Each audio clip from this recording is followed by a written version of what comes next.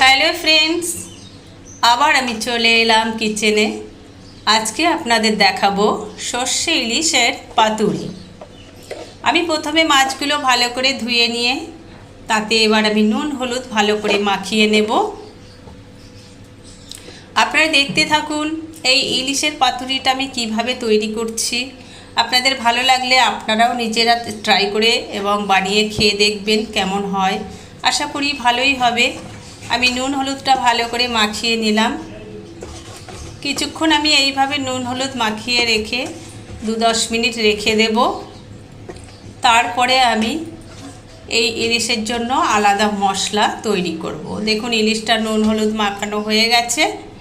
এটা এখন থাকুক। আমি এখন সর্ষে, কাঁচা লঙ্কা আর একটু রসুন ভালো করে পেস্ট করে শিলনোড়ায় বেটে নেব। আমার ফেসবুক বন্ধুরা আমার এই ইলিশের পাতুরি কেমন হয় অবশ্যই কমেন্ট করে জানাবেন। আর আমার ইউটিউব চ্যানেলের বন্ধুরা মঞ্জুশ্রীর পঞ্চব্যঞ্জনে অবশ্যই আমার এই ইলিশ মাছের পাতুরি কেমন হয় লাইক করে এবং কমেন্ট করে জানাবেন এবং সাবস্ক্রাইব করতে কিন্তু ভুলবেন না। এবার আমার এই ইলিশ মাছে আমি সর্ষের তেল মাখিয়ে নিচ্ছি একটু বেশি করে। মশলাটা আমার হয়ে গেছে। এবার এতে এই মশলাগুলো মাখাবো। প্রথমে আমি খানিকটা কুচো পেঁয়াজ দিয়ে নিচ্ছি। এবার আমি একটু টমেটো কুচো করে রেখেছিলাম সেটাও দিয়ে দেবো। এইভাবে আমি মশলাটা যে করে রেখেছি সেই মশলাটাও দিয়ে সুন্দর করে এটাকে আমি মাখা করব।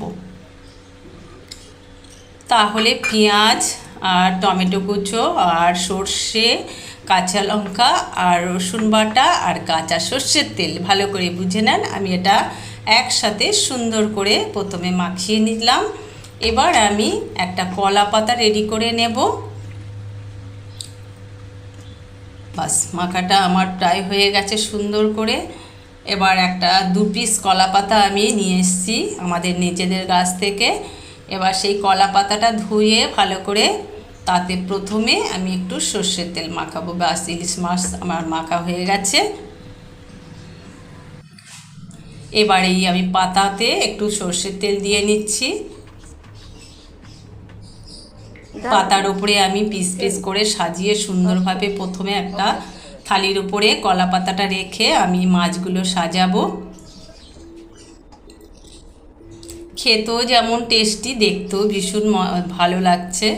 দেখবেন আপনারাও ট্রাই করে খেতে খুব ভালো লাগে।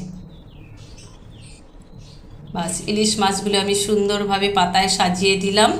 এবার আমি একটু পাতিলেবু বা গন্ধরাজ লেবু যেটা আপনার কাছে থাকবে আমি ওপর একটা পিঠে আমি এই লেবুর রসটা দিয়ে দেব।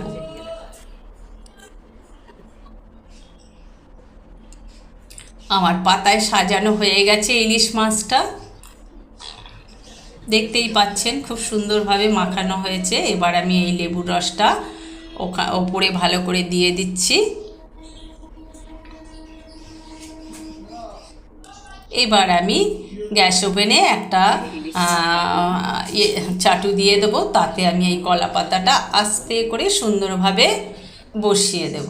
দেখুন আমার এটা 20 মিনিট পরে আমার একটা হয়ে গেছে একদিকে। তারপরে ওপরে পাতা দিয়ে আমি উল্টিয়ে সেম আর এক পিঠেও আমি এইভাবে স্টিমে 20 মিনিট করে স্টিম দিয়ে তারপরে মিডিয়াম আছে আমি এইভাবে সেকে নিয়েছি। দেখুন আমার হয়ে গেছে ইলিশ মাছটা। এই সুন্দরভাবে আমি এটা চাটু থেকে নামিয়ে নিলাম। দেখুন কালারটাও ভালো লাগছে আর খেতেও খুব টেস্টি হবে। এই হলো আমার ইলিশ মাছের পাতুরি। দেখুন এই যে আমার হয়ে গেছে রেডি। এই দেখুন ইলিশ মাছটা খুব